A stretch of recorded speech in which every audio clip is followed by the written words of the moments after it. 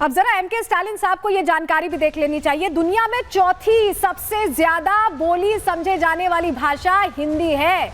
विश्व के 132 देशों में लोग हिंदी में बोलते हैं, काम करते हैं हिंदी भाषा में।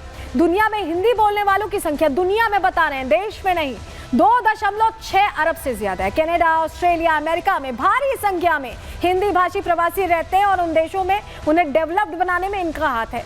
Nepal, Mauritius, Fiji, Suriname, Uganda, Bahrain, Kuwait में हिंदी भाषा प्रचलित है। ये इनको अपने देश में ही दिक्कत हो रही है। लोगों से भी हमने इस पर बात की, उनकी क्या राय, सुनिए जरा। हिंदी एक सर्वोपरि भाषा है, एक ऐसी भाषा जिसको हर आदमी समझ लेता है। तो मेरा समझना यह है कि स्टालिन जी की राजनीति ना करें और जो देश एकजुटता के साथ चल रहा है उस एकजुटता के साथ चलने दें। हिंदी भाषा सर्वोपरि है, हिंदी भाषा के ऊपर कोई भाषा नहीं है।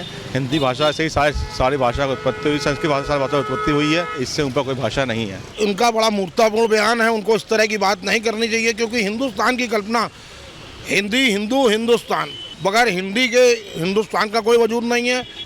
तमिलनाडु के सीएम हिंदुस्तान में रहते हैं और अगर हिंदी का विरोध करते हैं, हिंदी का अगर विरोध करते हैं तो ये बहुत गलत बात है। हिंदी के बिना हिंदुस्तान की कल्पना करना व्यर्थ है। देखिए, जनता बहुत समझदार है, कह रही है हिंदी के बिना हिंदुस्तान की कल्पना नहीं की जा सकती और एमके स्टालिन को ये जल्द से जल्द समझना होगा। चुनावी फायदे के लिए ऐसे हल्के बयानबाजी से बचना चाहिए। आगे बढ़ते हैं, अगले सेगमेंट की ओर बढ़ रहे हैं और बात दिल्ली की करने जा रहे हैं, क्योंकि दिल्ली में एक और सीएजी रिपोर्ट पेश कर दी गई है। बात इसकी।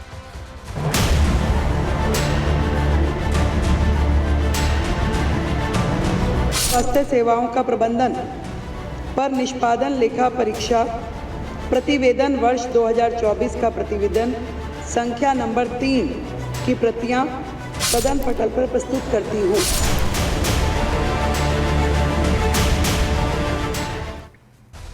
पीएम मोदी ने, आपको याद होगा कि आम आदमी पार्टी सरकार को आपदा सरकार कहा था और कहा था कि आपदा अब जानी चाहिए।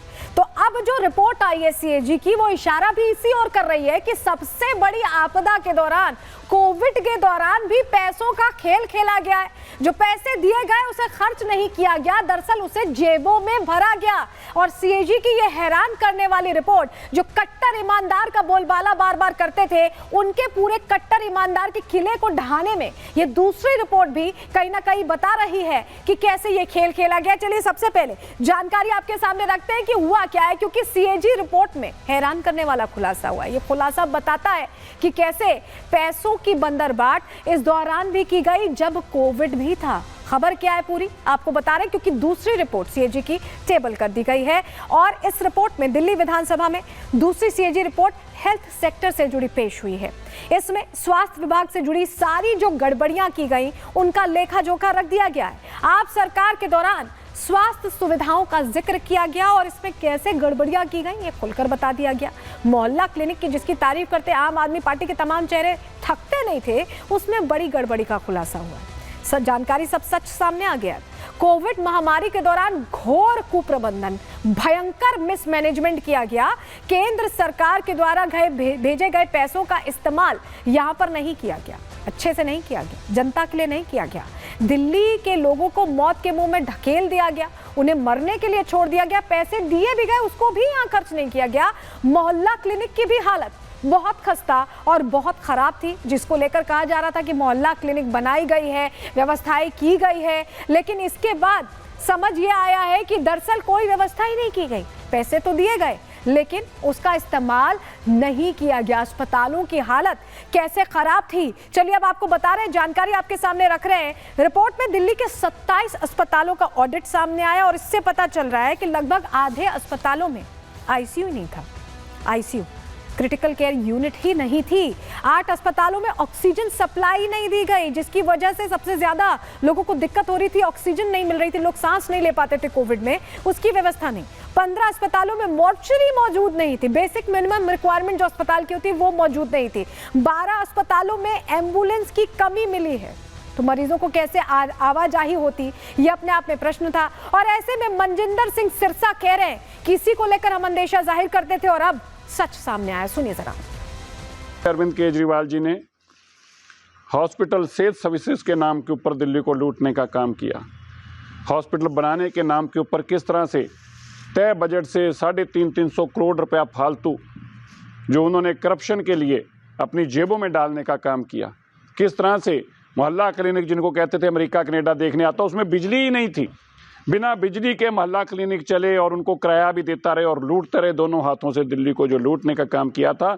आज दूसरी क्या एक रिपोर्ट भी बताएगी, अरविंद केजरीवाल जी आपके सारे चिट्ठे खोलेगी और बताएगी कि तुम कट्टर बेईमान हो। तो कैसे गड़बड़ झाला किया गया ये समझ लीजिए। मोहल्ला क्लिनिक में बेसिक जो सुविधाएं हैं उनकी यहाँ पर कमी थी, कोई व्यवस्था उस लिहाज से नहीं थी। बीपी शुगर जांच की मशीनें तक नहीं थी जो बेसिक चेकअप के लिए चाहिए होती हैं। कोरोना में मरीजों को ठीक से देखा नहीं गया, उनकी जांच नहीं की गई। मरीजों की जांच सिर्फ 1 मिनट में कर ली गई। 1 मिनट में डॉक्टर को पता चल गया कि सब ठीक ठाक है या नहीं। सोचिए आप, 18% मोहल्ला क्लिनिक काम नहीं कर रहे थे, सिर्फ बना दिए गए थे। 50% मोहल्ला क्लिनिक में दवाएं भी नहीं थी। कई क्लिनिक्स में टॉयलेट और पानी की भी व्यवस्था नहीं थी। ऐसे में मरीज पहुंचे तो कहां जाएं, क्या व्यवस्था है? ये अपने आप में पता चल रहा है कि किस तरह की यहाँ पर व्यवस्थाएं रखी गई थी और जो जरूरी चीजें थी। ये तो हमने आपको बताया कि अगर मोहल्ला क्लिनिक जाते हैं तो वहां क्या नहीं था, लेकिन जो जरूरी चीजें हैं उनका ध्यान नहीं रखा गया। स्वास्थ्य सुविधाओं का ध्यान कैसे नहीं रखा गया है इस आपदा सरकार में, जिसे प्रधानमंत्री मोदी कह रहे हैं। जानकारी आपके सामने रख रहे हैं। देखिए, ना टॉयलेट ना पानी, सिर्फ करप्शन को लेकर पैसे यहाँ बनाए गए। 21 टॉयलेट्स नहीं पाए गए। इसके अलावा 21 में 6 में जांच टेबल ही नहीं थी, डॉक्टर पता नहीं कहाँ जांच कर रहे थे। इसके अलावा 10 में पीने का पानी नहीं था। 29 में आग बुझाने की व्यवस्था ही नहीं थी। कोई इमरजेंसी आ जाए तो ना तो डॉक्टर बचेगा ना मरीज बचेगा। ये है मोहल्ला क्लिनिक की कहानी और इसी को लेकर बीजेपी सवाल पूछ रही है। आम आदमी पार्टी से जवाब देते भी नहीं बन रहा। सुनिए। केजी की रिपोर्ट में जो तथ्य सामने आए हैं वो चौंका देने वाले हैं और जिसके कारण शराब घोटाले का एक बड़ा पक्ष सामने आया है। लगभग 2000 करोड़ रुपए का सरकारी खजाने को नुकसान हुआ है। कि सीएजी की रिपोर्ट तो प्रस्तुत की गई, लेकिन तानाशाही पूर्ण रवैया अपनाते हुए भारतीय जनता पार्टी की सरकार के दबाव में विधानसभा अध्यक्ष जिस तरह से पूरे विपक्ष को सदन से बाहर करके एक तरफा चर्चा करा रहे हैं, वो इस बात को दर्शा रहा है कि भाजपा सरकार की मंशा सीएजी पे चर्चा कराना नहीं है। उस पर केवल आम आदमी पार्टी की सरकार को जैसे पहले गालियां देते थे, वैसे आज भी सदन में सरकार में बैठने के बाद भी एक ही प्रलाप चल रहा है, आम आदमी पार्टी की सरकार को गालियां दो, गालियां दो, गालियां दो। तो सुना आपने कैसे बातें तो कर रहे हैं, लेकिन केंद्र से जो मदद दी गई कोविड के दौरान वो भी जनता पर खर्च नहीं की आम आदमी पार्टी ने, सरकार ने। और अब सवाल पूछे जा रहे हैं, आगे बढ़ रहे हैं। बात हिमाचल सरकार की भी कर रहे हैं। इन्होंने वादे तो कर दिए, लेकिन वादा पूरा करने में अब इन्हें परेशानी आ रही। कैसे ये सामना कर रहे हैं बता रहे हैं।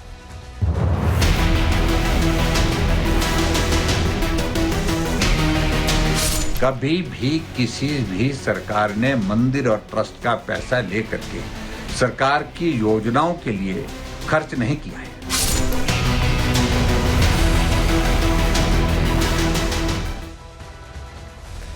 हमेशा सनातन विरोध के लिए कांग्रेस जानी जाती है और अब जब अपनी योजनाएं लागू करने के लिए पैसे नहीं हैं तो मंदिरों के दान पात्र खाली करने की मांग सुक्खू सरकार ने कर दी है। हुआ क्या है हिमाचल में, चलिए जल्दी से जानकारी आपके सामने रख रहे हैं, आपको बताते हैं। दरअसल तमाम वादे तो कर दिए गए, चुनावी वादे, तमाम गारंटियां तो दे दी गई, लेकिन उन्हें पूरा करने के लिए पैसे ही नहीं है। हुआ क्या है, सुक्खू सरकार ने मंदिरों से चढ़ने वाले चढ़ावे की राशि मांग ली है। सोचिए, मंदिर से पैसा लेकर सरकार दूसरे कामों में अब खर्च करेगी, ये कहना है। दान में आए पैसों से अपनी फ्लैगशिप योजनाएं चलाएगी सुक्खू सरकार। यानी सरकार शिक्षा, स्वास्थ्य, रोजगार पर दान के पैसे खर्च करेगी जो मंदिरों के लिए आए हैं। सरकार के खजाने में इतना पैसा बचा ही नहीं है कि सरकार चला सके। इस तरह के हालात बने हुए हैं और इसी पर जयराम ठाकुर, पूर्व मुख्यमंत्री भी हैं, उन्होंने प्रश्न खड़े किए हैं। सुनिए जरा। सरकार के एक विभाग के सेक्रेटरी डिप्टी कमिश्नर को चिट्ठी लिखते हैं कि मंदिरों और ट्रस्ट में जो पैसा है, जो सरकारी नियंत्रण में हिमाचल प्रदेश में लगभग 36 टोटल मंदिर हैं, उन मंदिरों और ट्रस्ट में जो पैसा है उस पैसे को सरकार के खजाने में जमा कर दें, ताकि हिमाचल प्रदेश की 2 योजना, एक सुखाश्रय योजना और सुख शिक्षा योजना, ये 2 योजनाओं को चलाने के लिए हम उस पैसे को खर्च कर सकें।